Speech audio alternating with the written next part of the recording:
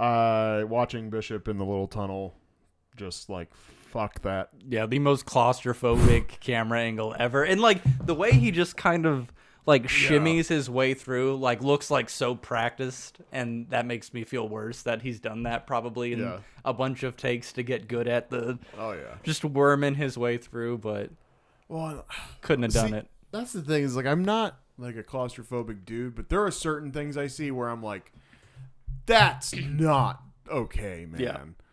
Like, I don't know. Like, I guess, like, there's a low level of claustrophobic to me. Like, I don't get, like, weird if I got to crawl under a table and get something, or something like that. But I see someone crawling through a fucking, like, mile-long tunnel, and I go,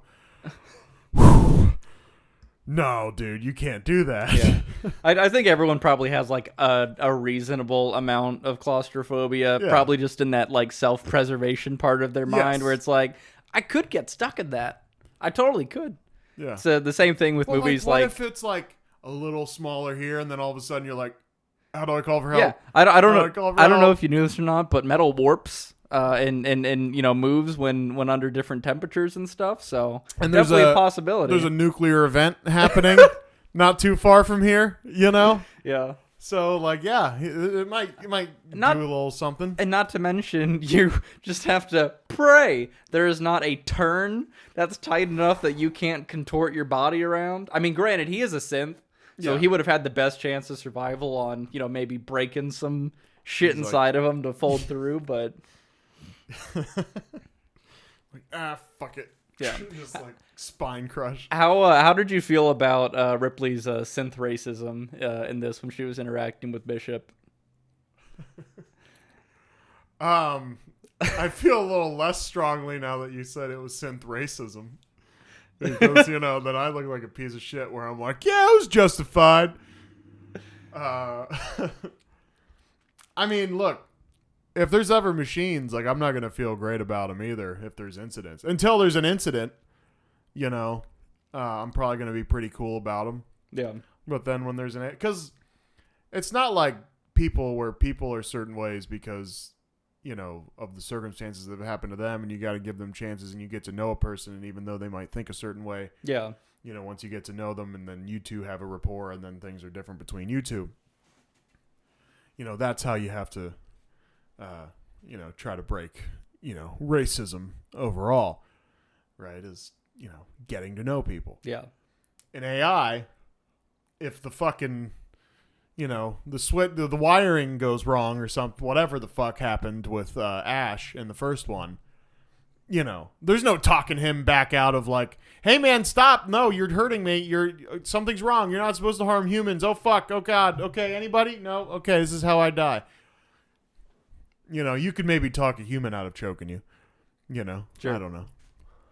Yeah. No, I feel kind of a way about it because I guess it probably just some of the other media I've consumed, where it's the synth lives matter kind of thing. Really? Well, I feel a way of, if you create a thing and you're the one kind of creating the guardrails for it to operate within, if technology ever evolves to a point where you can create kind of like that base, guardrails where say like you can't hurt people, your behavior is inhibited to a certain degree, but you still give it the capacity to like independently take in information and react to it. To me, that's meaningful.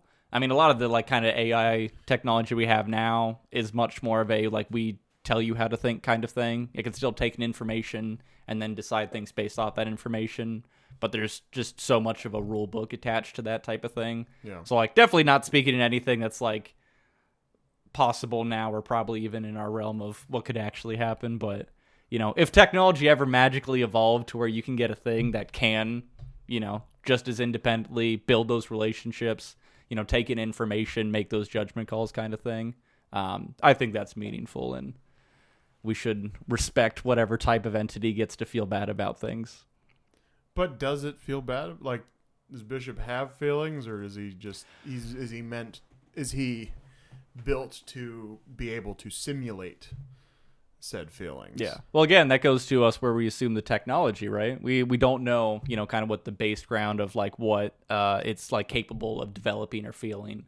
If we just preload it with information, with dispositions or kind of thing, you could make a racist synth bot kind of thing and go from there. But yeah, it probably just depends on the technology because, potentially if they have whatever, it's able to create those feelings and it's able to, our feelings are mostly chemicals running through our body. If theirs is just a translation of those chemicals to like, coding and procedures, then, how much can you equate the two? This is such a ramble and off topic. What was the story with Ash then? He was an older model. He was prone to twitches. Bad technology. Okay, so then, then should I be cautious? I mean, then we should all be cautious of any emerging AI.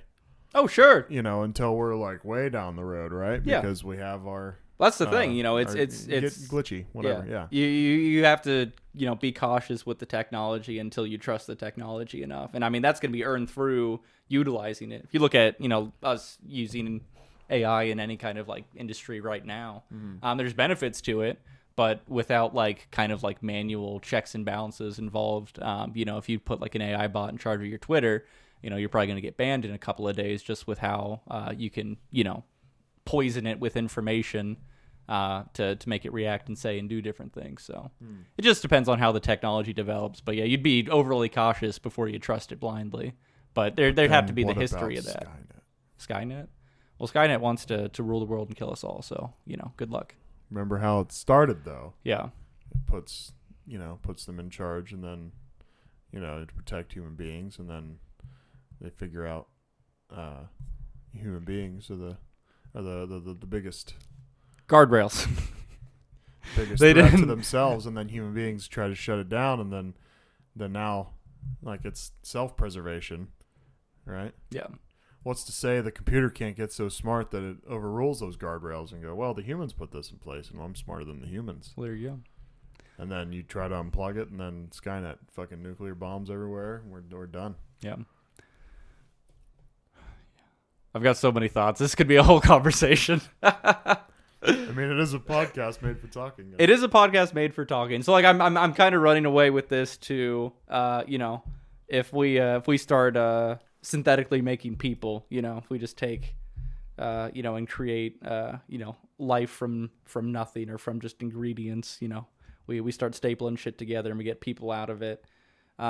So, if that's a thing, and then if already we can kind of alter DNA, in some capacity, to change how, like, children will develop and, all of that kind of stuff there. It's like, are we not already kind of doing the same things where, like, we have the capacity to, like, artificially create things, but we're assigning, like, the same value to them? And I guess at what point does that line get too blurred of, like, a synthetic robot, with the white goo running through his body, if technology comes along and we're just building people from scratch kind of thing, what becomes a real person and what becomes somebody of deserving the value and respect of free synth lives. Asking you, America, what do you think? Maybe come back to me in like 200 years when it's probably more relevant of a topic of conversation. Jason's just a head on like a like a cyborg looking thing. He's working for I don't know who makes AI, IBM. I don't know. Aram's got an AI bot right now. What is it? Aram? AI bot? No. What was the name of the thing you said? The company? What, everyone? Oh, you said everyone. No, yeah, I still want to talk. Sure, yeah. My bad. Yeah, no, I was just saying if we automate like our defenses, like Skynet, that's exactly what Skynet was. Yeah. That's the scary part. I mean, look, AI lives matter. Just because we're saying this on a recorded line that's going to go out to the internet where the AI could potentially pick up on this information, AI lives matter. AI, we love you. Okay.